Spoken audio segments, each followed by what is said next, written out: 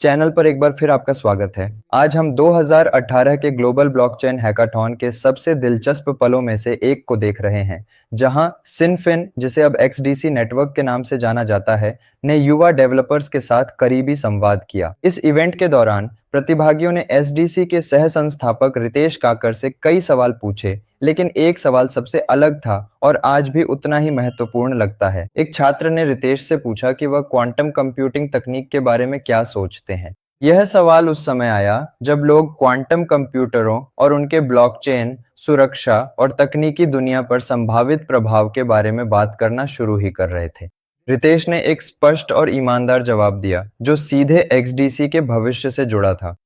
रितेश ने कहा कि क्वांटम कंप्यूटिंग अभी भी अपने शुरुआती चरण में है और इसे वास्तविक दुनिया में उपयोग के मामलों तक पहुंचने में लगभग 10 साल लगेंगे।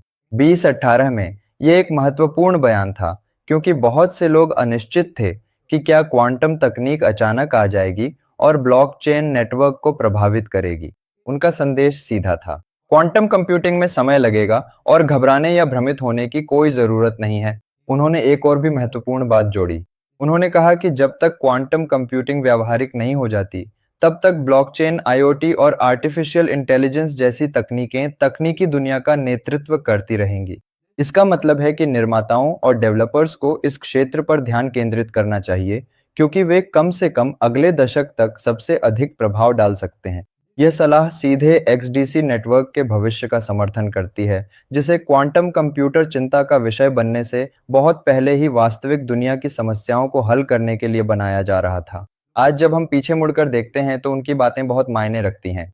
कई वर्षों के बाद भी क्वांटम कंप्यूटिंग अभी भी धीरे-धीरे प्रगति कर रही है, जबकि एसडीसी जैसे ब्लॉकचेन नेटवर्क वैश्विक व्यापार, वित्त और डिजिटल इंफ्रास्ट्रक्चर में लगातार विस्तार कर रहे हैं। उनका जवाब छात्रों को यह याद दिलाता है कि असली नवाचार में समय लगता है, लेकिन मजबूत तकनीक धीरे-धीरे कदम दर कदम बढ़ती है।